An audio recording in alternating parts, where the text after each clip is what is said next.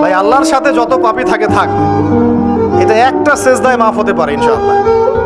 আল্লাহ পাকের সাথে অনেক পাপ আছে আমাদের, মনে করে নামাজ পড়ি নাই, রোজা রাখি নাই, যাকাত দেই নাই, ইত্যাদি ইত্যাদি অনেক পাপ, আল্লাহর হক অনেক নষ্ট করেছে। একটা সেজদা যদি কবুল হয়ে যায়, একটা ইস্তেগফার যদি কবুল হয়ে যায়, ইনশাআল্লাহ সব গুনাহ মাফ হয়ে যাবে। কিন্তু মানুষের সাথে জড়িত যদি গুনাহ থাকে, এই যে গীবত, তুহমত, অপবাদ ইত্যাদি ইত্যাদি, কারো সম্ভ্রমহানি করেছেন, কাউকে বেইজ্জত করেছেন ইত্যাদি, এই দুনিয়াতেই হায়াত থাকতেই মাফ নিতে হবে। পরকালে এগুলো শুধরানোর কোনো সুযোগ নেই। একটা বারো কলিজার মধ্যে কথা আসে নাই যে হায় এমন নীরব নিস্তব্ধ লাশ তো আমিও হয়ে যাব একদিন।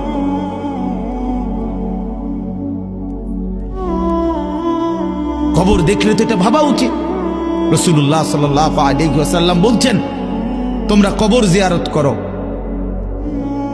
তোমাদের কবর জিয়ারত করলে তিনটা জিনিস উপকার হবে, তিনটা ফায়দা হবে।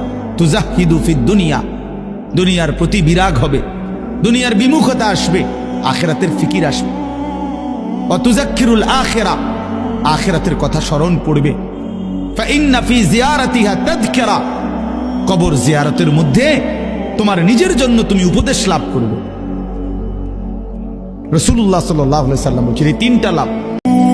ফজরে যান নাই, আল্লাহ বলেছে ফেরেশতাদেরকে থাক, লিখিস না, জোহরে আসবে।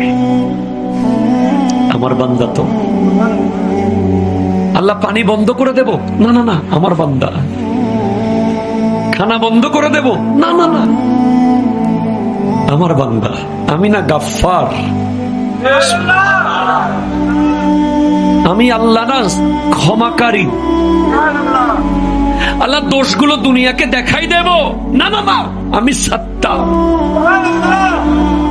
রহমতের চাদর দিয়ে ঢেকে রেখেছেন। যেটা তুমি পাওয়া, এটা তুমি কোনোদিন হারাবা না। যেটা তোমার হওয়ার কথা ছিল, এটা তুমি কোনোদিন মিস করবা না। আর যেটা তুমি পাওয়ার কথা না, গোটা বিশ্বের সব শক্তিকে হাতের মুঠোয় আনলেও সেটার দেখা তুমি পাবে না, পাবে না। ওয়া'লাম আন্নামা আসাবাকা লাম ইয়াকুন লিয়াখতিআক ওয়া মা আখতাআকা লাম ইয়াকুন লিয়ুসিবাক রুফিআতিল আকলাম ওয়া জাফফাতিস সুহুফ। আব্দুল্লাহ, রিজিক নিয়ে চিন্তিত হয়ো না, রিজিক নিয়ে পেরেশান হয়ো না। প্লে ইউর রোল, রিজিক ইজ ফিক্সড। যেটা তুমি পাওয়ার তুমিই পাবা, যেটা তুমি পাওয়ার কথা না, চেষ্টা করেও সেটা তোমার কাছে আসবে না।